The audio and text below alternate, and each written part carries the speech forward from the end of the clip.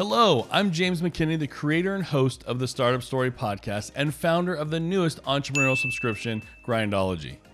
Every week, I sit with a successful founder to unpack their entrepreneurial journey that led them to build the incredible businesses and brands that they have. And with over 100 episodes and almost 100,000 listeners across the UK, Australia, and the United States, and even Canada, we have been fortunate to have some of the most amazing founders join the show. And just recently, I had the chance to speak with Tom Fairey, founder of Stakester. Stakester is an online entertainment platform that allows e-gamers to add some monetary pride to the online gaming community. Through proprietary technology, they are able to be your third-party partner to any gaming challenge to ensure payouts are handled correctly and to enable you to add another layer of competition to the game. His entire episode is worth listening to, and there's a link below for easy access to any podcast platform you may prefer. But there's one specific segment regarding his fundraising tactics that I knew would deliver immediate value to you because of how unique it truly was, and really how efficient it was as well.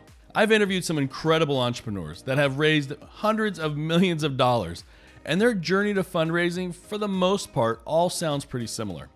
But Tom's story is drastically different because he tried the traditional route, and when that route went nowhere, he pivoted to cold email.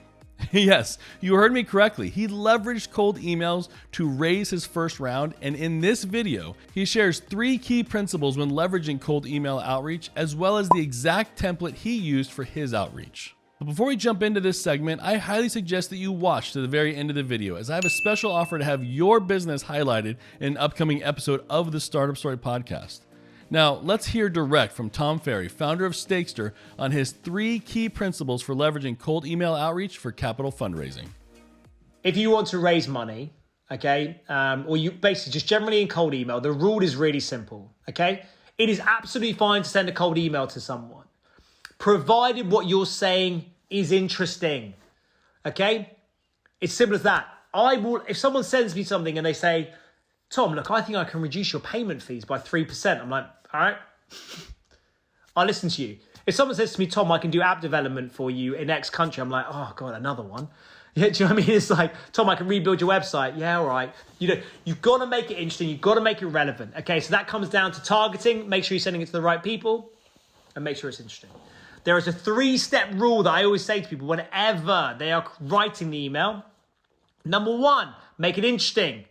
Number 2, make it credible, okay? Show that you are worth listening to. Add some credibility in there. We've already worked with X company, yeah, or I worked at X company before, or here's an interesting piece of information for you.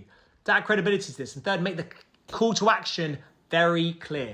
You are not selling in that email. You are selling a conversation in that email. Yeah, don't say to me, would you like to invest in that email? Say, would you like a conversation? Yeah. Well, they're saying that we did actually get $25,000 off the email alone, but that's fine. Okay, so let me read you the exact email that I sent out that raised me that much money. So, hey, so-and-so, I'll be brief. I'm the founder of X. We enable X to do X, and we're seeing solid early traction. I previously worked for X, and my co-founder was X at X and Y. We launched our product last month, and we already have X many downloads. We've raised so much so far, and I'm reaching out to you as a potential investor because of this, and this. The funds are being used to further develop the product and for customer acquisition. I've attached my deck for your review. It'd be great to have a hangout or a discussion to talk about this further if it's of interest. All the best, Tom. That's it. And that was the formula you used to raise close to $400,000 of your $500,000 round. That is correct. £500,000. I hope you found this content helpful, and if you did, then please make sure to subscribe to the Startup Story podcast on your podcast platform of choice. That way you can hear Tom's episode in its entirety. With over 100 founder interviews to choose from, I am confident you will find many that will be helpful to your entrepreneurial journey. I mentioned earlier that I have a special offer to have your business or brand promoted within a Startup Story podcast episode. And this offer requires nothing from you except your time. See, in every episode of Startup Story, I read a listener review from Apple Podcasts. And if you visit the Startup Story show page within Apple Podcast and leave a written review, I will read it in an upcoming episode. And here's the best part. If you insert your URL, social media accounts, or company name within that review, then when I read your review in an episode of the Startup Story, your brand or URL will be inserted into the Startup Story and live on for years to come.